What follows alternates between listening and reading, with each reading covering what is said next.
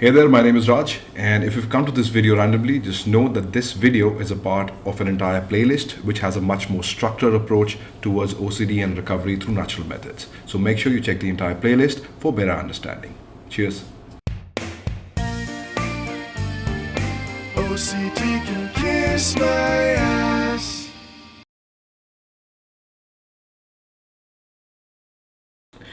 Alright guys, welcome to the OCD Can Kiss My Ass, and this is the next video in the segment which is going to be talking about the basic do's and don'ts through the entire program that I would recommend that you guys look into, which are very important for your progress, and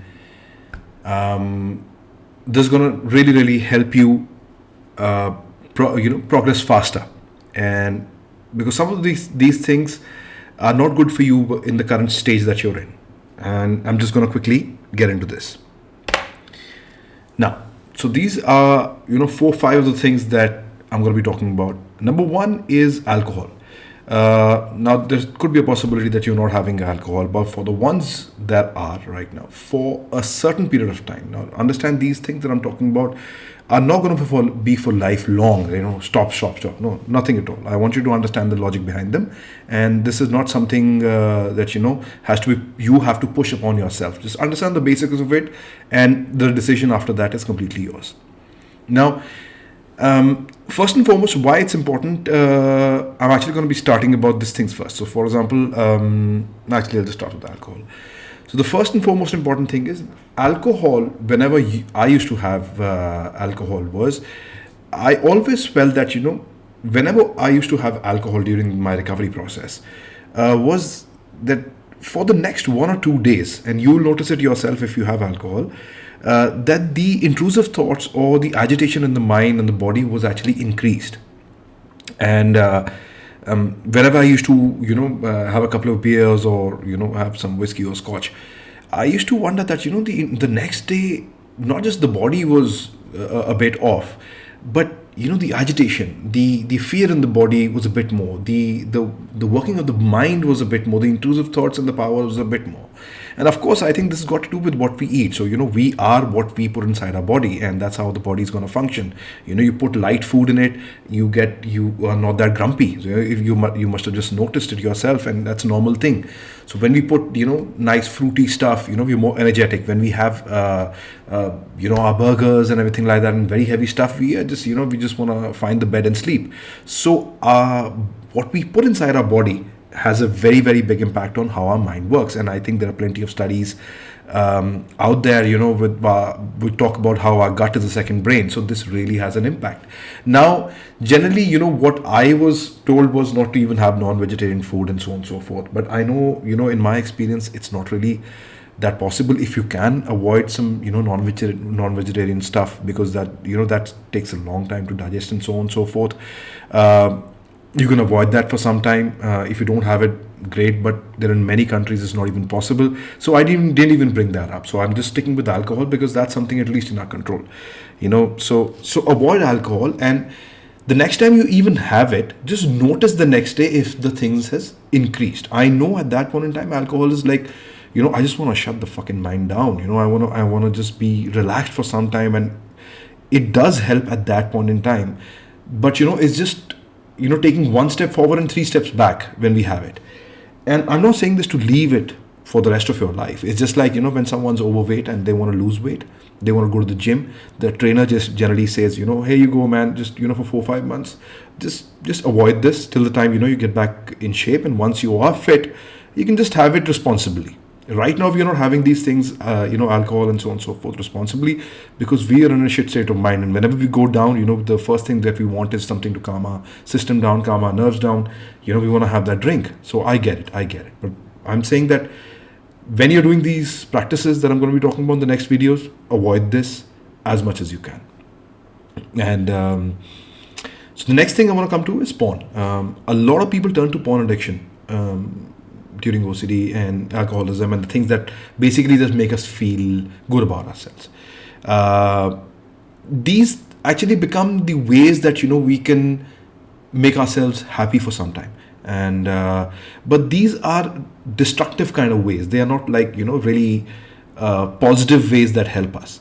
So a lot of people that come to me, and then I talk about, okay, fine, I get it, relationships is another thing altogether. But if you're continuously hooked to porn, kind of look into it, and, say, okay, fine, this might not be fruitful right now. Again, all these things are not for a problem for life. Once you've made your recovery, do whatever the hell you guys want to do. It's everyone's life at the end of the day. I'm just telling you that, for this process. The third most important thing is that reels and social media. Oh my God, I can't tell you how important this part is. So you understand this thing, how our mental health works. Imagine, our mind is looking into something, when we're talking reels.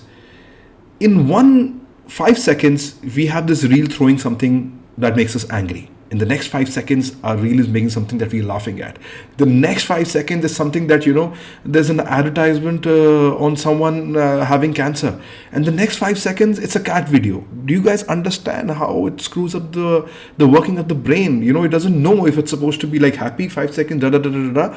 Just imagine that it doesn't know how to bloody this thing. So to give it some kind of rest, these reels and everything are the most useless thing you can do for your mental health. And it's going to trigger so many things in you. You look at someone having, someone like a person that you dislike just pop up. Someone, that makes you feel less confident about yourself pop up. And of course these useless kind of jingles that continuously keep playing, that are not going to be beneficial, especially during your OCD stage, and so on and so forth. So avoid these kind of things, and especially stop right now reading about OCD in the first place, because that's not going to help you at all. Understand that you are currently in a situation where you are in a fearful state of mind. In a fearful state of mind, you are more prone to more fears. You do all these things later on, once you've understood and once you're very confident about yourself, once you've overcome to a certain degree of OCD, when you're actually laughing at the OCDs that you have in the first place. But till that time, reading about it, do not go on Reddit. There are so many people that are actually come to me. They did not even have OCDs. They had very basic OCDs. But when they went and read about, oh my God, these you have this OCD, you have this OCD, they developed the fear of those OCDs. Which was not required. So know that learning more about any kind of OCD is not going to help you in your OCD at all. That's not going to help you if it's not coming from a right professional. You want to talk about it, go to your counselor. You want to understand more about go to your psychologist. Talk to them about it. Talk to people who know their stuff. Okay? So stop right now. Why? Because it's just going to be more nonsense than any kind of benefit. It is going to put you in more scary things. It is going to scare you more. It is going to put a burden on your head. And why the hell do you want that? Why the hell would you want to invite such a useless thing especially on your head? So you're already walking, with a 50 kg backpack. Why the hell would you want to increase that to 80 kg? So our objective is to drop this chronic fear and this baggage in the first place. Don't pick up more baggage. So till the time you haven't recovered, stop this altogether. So this would be my initial do's and don'ts advice for you on OCD. Again, this is just advice. This is not something that I'm telling you or pushing you to do, but if you can take care of these things, it's going to just help you in your recovery. And because I have told this to many people, and these things work. So that's for this video. I'll see you in the next one.